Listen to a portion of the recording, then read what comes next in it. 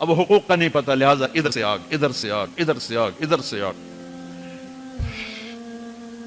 میں سر درد کا مریض ہوں، تھوڑی تھکاوٹ شروع ہو جاتا، فاقہ شروع ہو جاتا، تو میں روزے رکھنے کے لیے مری چلا جاتا ہوں کہ بھئی چلو کوئی ٹھنڈک، روزے کا لمبا ہونا اور ٹھنڈک شاید اس کو کچھ وہ بیلنس کر دیتا ہے، تو میں کچھ 3-4 روزے پھر بھی چھوٹ جاتے ہیں لیکن اکثر پورے ہو جاتے ہیں۔ تو بھوربن میں وہاں ایک جگہ میں ٹھہرتا ہوں، تو عصر کے بعد میں تھوڑا بیان کرتا ہوں معاشرت پر۔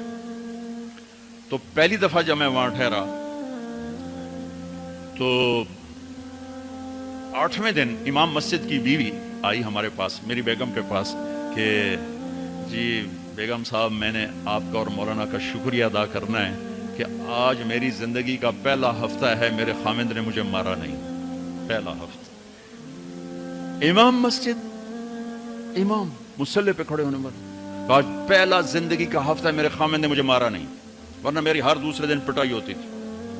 اور 10ویں دن امام صاحب خود آ گئے، کہا مولانا صاحب ہمیں پتہ ہی نہیں تھا زندگی کیسے گزار، ہمارے جو ماحول میں تھا ہم وہی کر رہے تھے۔ کہ میرے بہنوئی نے میری بہن کی ایک دفعہ ٹانگ توڑی، ایک دفعہ بازو توڑا، اور عالم دین ہے، عالم دین ہے، ہمیں کسی نے یہ بتایا نہیں تھا، ہم نے زندگی میں پہلی دفعہ یہ باتیں آپ کے منہ سے سنی کہ زندگی کیسے گزار۔ تو فرحان کی زندگی فتوے سے نہیں چلے گی کہ میں مفتی نعیم کا بیٹا ہوں، یہ تو حسن اخلاق سے چلے گی، میٹھے بول سے چلے گی۔ میرے نبی حضرت عائشہ کو لقمے بنا کے کھلاتے تھے، کوئی اظہار عشق تھا، اللہ کی قسم اظہار تعلیم تھی، سکھایا کہ زندگی گزارنی کیسے۔ ان کو آٹا گوندھ کے دیتے تھے، چونکہ ابھی شروع میں ان کو آٹا گوندنا نہیں آتا تھا، تو آٹا گوندھ کے دیتے تھے، اور عرب بڑی بڑی بوٹیاں پکاتے تھے، تو حضرت عائشہ بوٹی اٹھا کے ایسے نوچتی اور پھر رکھ دیتی، تو اللہ کا نبی بوٹی اٹھا کر جہاں سے حضرت عائشہ نے نوچا ہوتا تھا وہاں سے نوچ کے دکھا کے کھاتے تھے۔ میرے رب کی قسم اظہار یہ ہمیں تعلیم دی ہے کہ زندگی کیسے گزارنا۔ پھر بڑے بڑے پیالے ہوتے تھے پانی پینے کے، چھوٹے گلاس نہیں، چھوٹا گلاس تو بخل کی نشانی، اب تو اور چھوٹے ہو گئے کہ کپ کو گلاس بنا دیا۔ میرے بچپن میں مجھے یاد ہے اتنا بڑا گلاس ہوتا تھا، اور ڈیرے میں جتنے مہمان ہوتے تھے، کچی سڑکیں ہوتی تھی، مہمان کوئی ہمارے رشتہ دار یا دوست نہیں، راہگیر مسافر ہوتے تھے، ہر مہمان کو دودھ پلایا جاتا تھا رات کو، چونکہ جانور زیادہ ہوتے تھے تو ہمارا اکرام زیادہ سے زیادہ یہی ہوتا تھا، تو ہم سارے مہمانوں کو دودھ پلاتے تھے۔ تو ایک مہمان آیا ہمارے دادے کا زمانے کا، چاچا لال، اب گلاس چھوٹے ہو چکے ہیں، تو وہ جب نوکر نے دودھ پیش کرنے کے لیے نا آگے بڑھا تو اس نے گلاس دے کر کہنے لگا پتر میں نہیں پیندا، سمجھ رہے ہو پنجابی سمجھ رہے ہو نا، پتر میں نہیں پیندا۔ اس نے کہا چاچا کیوں نہیں پینا ہے؟ کہ دو تو ود پیواں تے بے غیرت بنا تے دو نال میرا گزارا کو نہیں، لے جا۔ تو بخل کا زمانہ آ گیا، چھوٹی چھوٹی گلاسیاں آ گئی، تو بڑے بڑے گلاس ہوتے تھے، تو ہم عائشہ رضی اللہ پانی پی رہے ہیں، رکھ دیا، میرے نبی اٹھا کر جہاں حضرت عائشہ کے ہونٹ لگے ہوتے تھے وہاں ہونٹ رکھ کے پانی پیتے تھے۔ صرف تعلیم، جس ہستی نے اللہ کو آنکھوں سے دیکھ لیا ہو اس کو کسی چیز کی رغبت ہو سکتی ہے؟ جنت بھول جائے گی جب اللہ اپنا دیدار کرائیں گے اور پھر پردہ پوشی فرمائیں گے تو کہیں گے یا اللہ جنت نہیں چاہیے، تو چاہیے، بس تجھے دیکھتے رہیں، بیٹھے رہیں تصور جانا کیے ہوئے از لذت دیدارش، خسرو چتواں گفتن سر دادن و جان دادن نادیدہ رخ یارے۔ امیر خسرو کہہ رہے ہیں کہ یا اللہ بن دیکھے تیرے لیے لوگ سولیوں پہ چڑھ گئے، اوروں سے چر گئے، چھروں سے کٹ گئے، بن دیکھے تیرے عشق میں جب تجھے دیکھیں گے تو کیا حال ہوگا۔ از لذت دیدارش خسرو چتواں گفتن سر دادن و جان دادن نادیدہ رخ یار۔ تو جس ہستی نے اللہ کو دیکھا ہو ان کے لیے عورتوں کی کیا رغبت ہے؟ یہ صرف سکھانا۔ ایک حدیث سنا دے، ما تزوجت وما زوجت الا بوحی من السماء نزل به جبریل۔ لوگوں میں نے جہاں شادی کی، میں نے جہاں بیٹی دی، پہلے آسمان سے وحی آئی، پھر میں نے قدم اٹھایا۔ اللہ کی قسم ہمیں سکھانے کے لیے تھا، ہاں سفر سے واپسی ہو رہی ہے، ٹھیک ہے، آپ نے صحابہ سے کہا چلو بھائی تیز ہو جاؤ، وہ سارے تیز ہو گئے، یہاں تک کے نظروں سے غائب ہو گئے، ٹھیک۔ تو اب کون رہ گئے؟ ام عائشہ اور میرے نبی۔ تو ام عائشہ نہیں، میرے نبی نے کہا عائشہ دوڑ لگائیں، دوڑ لگائیں، لگائیں۔ اللہ اکبر، مفتی نعیم کا اتنا بڑا پیڑ، یہ دوڑ لگائے گا بیگم کے ساتھ؟ اور مولا منظور مینگل کا اس سے بھی بڑا ہو گیا، یہ لگائیں گے؟ تو عائشہ دوڑ لگائیں، کہا جی لگائیں. تو حضرت عائشہ فرماتی میں آگے نکل گئی لیکن نبی پیچھے رہے. پھر کچھ عرصہ گزر گیا، کئی سال گزر گئے. پھر ایک سفر سے واپسی ہو رہی، آپ نے کہا ہاں بھائی آگے جاؤ. وہ سارے آگے جا گئے، اچھل ہو گئے. آپ نے کہا عائشہ دوڑ لگائیں؟ کہا جی لگائیں. تو کہا ان دنوں میں موٹی ہو گئی. تبدنت کا لفظ مجھے یاد ہے، کہ میں موٹی ہو گئی تھی. تو جب دوڑ لگائی تو اللہ کے نبی آگے نکل گئے. تو آپ نے کہا عائشہ ہذہ بتلک، اب تو میں برابر ہو گئی. اللہ کی قسم زندگی سمجھانے کے لیے.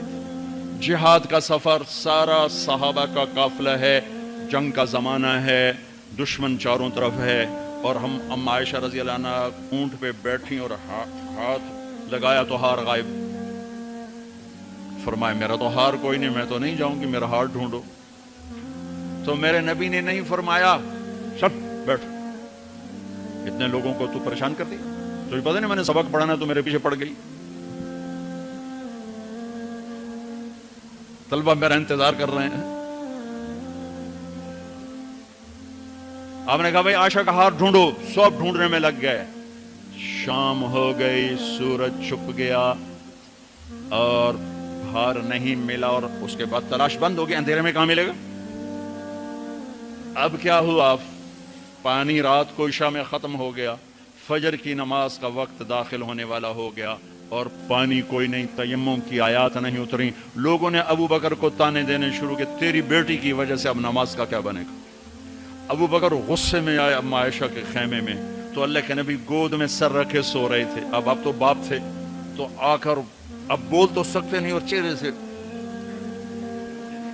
دوری تیری وجہ سے ہو، اور یہاں پسلی میں ماری انگلی، زور سے انگلی ماری. تو کہتے میں ایسے سخت ہو گئی تاکہ میرا بدن حرکت نہ کرے کہ کہیں اللہ کے نبی اٹھ نہ جائیں. تو چہرے سے غصے کا اظہار کر کے، اور میرے والد مرحوم جو تھے نا وہ گالیاں بہت نکالتے تھے، ان کی بخشش کو پنجاب کے ذمہ دار کیا تھا. جب میں تبلیغ میں لگ گیا تو اب وہ عادت مجھ سے شرماتے تھے. تو جب میں ہوتا تھا نا تو نوکر کو بلا کر اس کو